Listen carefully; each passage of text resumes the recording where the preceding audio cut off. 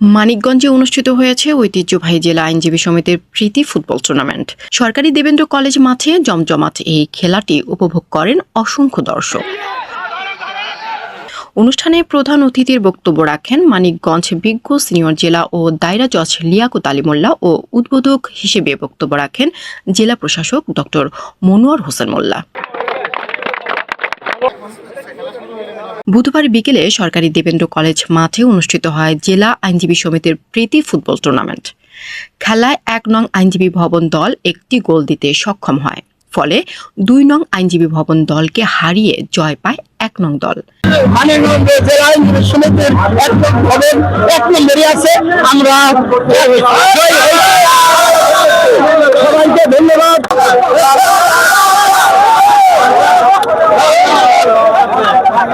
মানিকগঞ্জ জেলা আইনজীবী সমিতির আজকের দুটি ভবনের যে খেলা, এটা হচ্ছে আমাদের ভিতরে একটা সেতু বন্ধন। আইনজীবী একটা পরিবার, মানিকগঞ্জ জেলা আইনজীবী সমিতি একটা পরিবার, সেই পরিবারের মধ্যে একটু ডিভাইডেড হয়ে আমরা খেলছি। আমাদের এখানে কোনো হার জিতের কোনো বিষয় না। আমাদের যে ভিতরে যে আন্তরিকতা আছে, সম্প্রীতি আছে, ভালোবাসা আছে এবং আইনজীবী যে একটা আমরা একটা পরিবার, সেইটারই বহিঃপ্রকাশ। খেলা দেখতে মাঠের দুই পাশে ভিড় করেন অসংখ্য ফুটবল প্রেমী।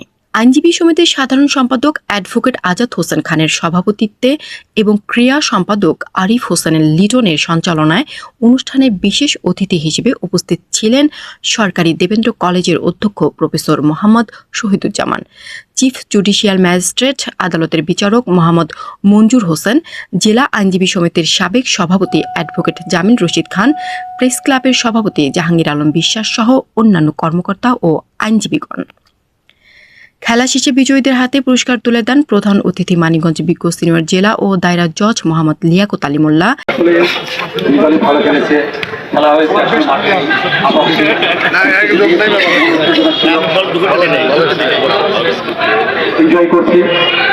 আসলে একটা আছে যে খেলে ভালো ভুল তাই লাল দল বলতে দিয়ে কিন্তু যে দলে ভালো খেলেছে।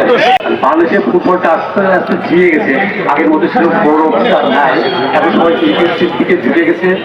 ফুটবলের যে বডি ফিটনেস দরকার, সেটাও দরকার। এর আগে টুর্নামেন্টের উদ্বোধন করেন জেলা প্রশাসক ডক্টর মনোয়ার হোসেন মোল্লা। আইনজীবী সমিতির এই প্রীতি ফুটবল ম্যাচ শুধু খেলাধুলার আনন্দই নয়, আইনজীবীদের মধ্যে সৌহার্দ্য ও ভ্রাতৃত্বের সম্পর্ককে আরও সুদৃঢ় করেছে বলে মনে করছেন সংশ্লিষ্টরা। আমি ওই গোল যে খেলছে, আমি তাকে ব্যক্তিগতভাবে ধন্যবাদ দিই। গোলকিপার খুব ভালো খেলেছে, গোলকিপার খুব ভালো খেলেছে। আর একজন যিনি গোল দিয়েছে তাকে আমরা ধন্যবাদ জানাই।